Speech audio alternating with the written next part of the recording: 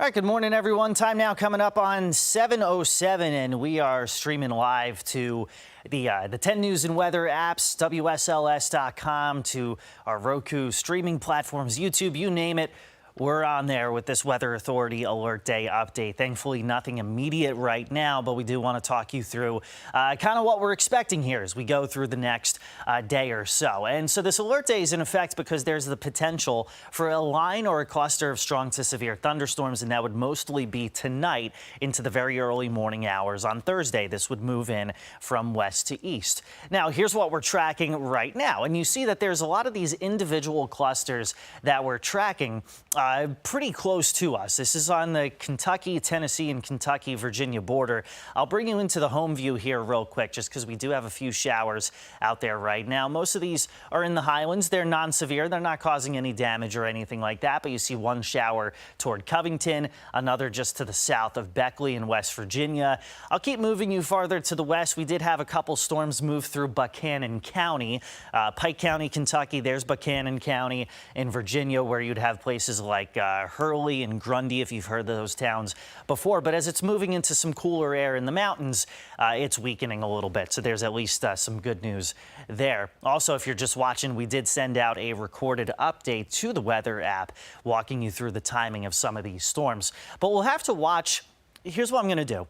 Before we get into this explanation, I'm going to pause the radar loop here. And what we're going to have to do is watch out for some of these boundaries that we see, and they're called outflow boundaries. I'll kind of point them out to you, and you see this line right about there. So talking about these outflow boundaries, what exactly does that mean? Storms are like us. They breathe in, they breathe out. And so when they breathe out, that is your outflow. Okay, so let's go ahead and check that out here, and you can kind of see how storms release that kind of boundary. And what it does is it forms a new place for future storms to develop. So as these storms, they breathe in, they breathe out, they kind of collapse a little bit. They leave behind these almost mini cold fronts for other storms to then develop from there. So that's what we're going to watch heading into the afternoon, and especially heading into tonight. So our showers and storms this morning, they are very, very isolated. It's mild and muggy, though. Upper 60s, lower 70s by 8 o'clock this morning. Upper 70s, lower 80s by noon. Most of us are in the 80s by the afternoon, and that's kind of the warmth that these storms have the potential to feed off of. So high temperatures today, they're mostly going to be well into the 80s. So here's Future Tracker, and it's showing these clusters of storms off toward the west that are mostly weakening. They're mostly non-severe. Could see a few showers and storms south of the Roanoke Valley by lunchtime, also into the afternoon. But most of those, again, would be in the southern half of the area. They'd be pretty scattered. This is the main event we're going to have to watch out for, and it's really centered toward Middle Tennessee. That's where I think we see the best chance of severe weather essentially breaking out. Okay, I don't expect an outbreak of severe weather here, but scattered strong storms overnight are going to be a possibility on the northern flank of this cluster. And we'll go through this again here within the next 10 minutes, but you can see that moving from west to east during the overnight hours into early tomorrow morning. And then as we head into tomorrow afternoon, here's what we're tracking. Okay, so the Storm Prediction Center has the eastern half of our area in this slight risk for severe weather. Personally, I think this risk should be pushed farther to the east. Reason why I mention that is I think that whatever we see tonight into tomorrow morning is going to suck up a lot of the energy in the atmosphere and leave us sort of high and dry by tomorrow afternoon. So by tomorrow afternoon, I could see some isolated activity, but I don't think it's enough to really warrant that slight risk that they have in the yellow. But here's what you should do ahead of any potential storms tonight. Again, keep in mind, I'm not forecasting an outbreak, but if we do have warnings, you'll want a way to get them. Make sure you download our weather app. You look up WSLS 10 weather in your phone's app store, or if you're watching this on a laptop or an iPad, take your phone, camera, and you scan that QR code. Make sure you have the alerts, the notifications turned on. That way, in the event of a warning tonight, you can be woken up. I am not telling you to stay up all night and freak out, right? But make sure that you have a way to get weather warnings just in case. Here's the good news. You're not going to be getting weather warnings as we head into the weekend. Reason being is we're taking the humidity out of the equation. So Mother's Day weekend looking like this. We'll turn cooler Friday. Saturday could have a few showers, especially heading into the evening, but we'll be on the west side of that very weak system. by Mother's Day. So I think we're mainly dry on Mother's Day. So at least some good news as we get ready to celebrate the local moms out there. Let's kind of backtrack a little bit. If you're just joining us right now, it is 7:12 in the morning and we are streaming live on the 10 News app here. So let's go ahead and kind of erase what we've done there and take it back to square one. We have this Weather Authority alert day in effect, especially for tonight into early tomorrow morning, because you can see right now there's really not much to write home about. You got a few showers out there in Allegheny County. There's not even any thunder or lightning with that, but that's just to the south of I-64.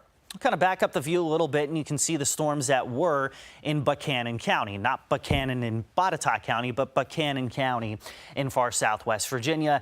And just an hour ago, this storm had a lot of lightning. Now it's moving into some of the cooler air in the higher elevations of West Virginia, and it's starting to weaken a little bit. So there's at least some good news there. But we do have more storms out toward areas like Bowling Green, Kentucky. Those are pretty honking right on the Kentucky-Virginia border.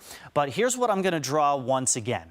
Okay, I'm going to take this red kind of pencil and highlight something that you see right here. You see that line out ahead of those showers and storms?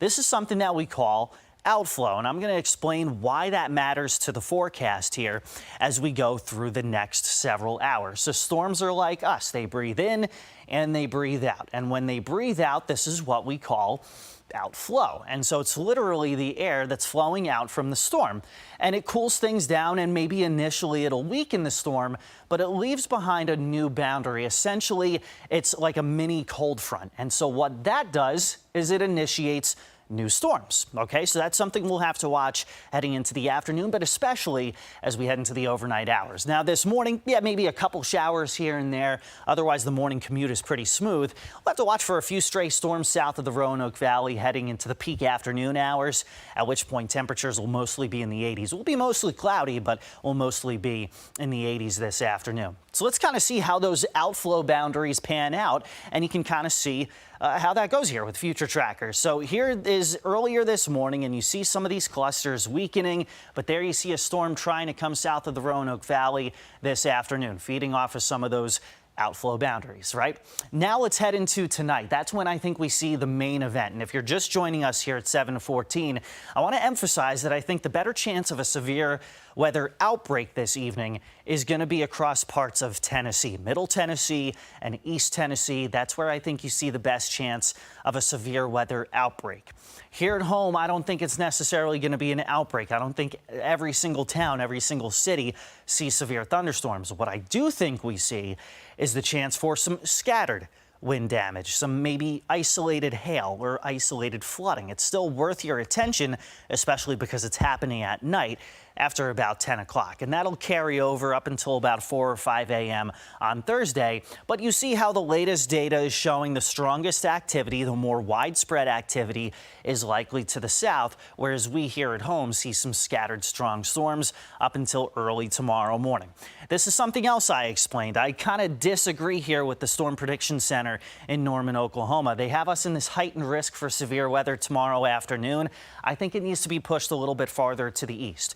Reason being is because the overnight showers, storms, and clouds that we see may actually gobble up some of the energy in the atmosphere that's needed for more widespread storms. So I think we could still see some isolated storms tomorrow afternoon. I think most of those would be east of the Roanoke Valley. I agree with that, but I do think the risk for anything severe needs to be pushed a little bit farther to the east. So we just have a little more time on these live streams to explain our thought process. So kind of figured we would share that with you. So again, if you're just joining us, I think it's important that you have multiple ways to get warnings. Just in case one is issued for where you are, you're going to want to know. You're not going to want to be caught asleep. It's not me telling you to stay awake all night, okay? Just make sure you have our weather app downloaded if you don't already. If you're watching on a tablet, on a computer, or on a TV screen right now, take your phone's camera and scan that QR code that you see. That's going to take you to the download app or the download site for our weather app. So that's step number one. Step number two, make sure you have alerts and notifications turned on, again, just in case you need to be woken up in the middle of the night. And if there are warnings overnight, you can watch us either on TV or we'll be streaming live like what we're doing right now. We'll send you an alert, and that way you guys can be in the know just in case any storms get strong or severe tonight into tomorrow morning. Now, even after these storms tomorrow morning, it's going to be pretty muggy out there. Highs 80 to 85. Humidity levels are still going to be kind of up there. Not like July or August levels, but they'll be a little sticky. But Friday and Saturday, not so much. So that's at least some good news as we head into yet another holiday weekend. So there is some good news to be had here. It's not all doom and gloom, but do need you guys to be weather aware as we head especially into the nighttime hours. Time now 7:17. We've got a live update during the Today Show coming up at 7:26, so I'm going to have to skedaddle to get ready for that. In the meantime, if you are just joining us, I'm going to leave you with kind of the nuts and bolts to our Weather Authority Alert Day right there. Have a great Wednesday. Stay weather aware, and we'll talk to you guys soon. Take care.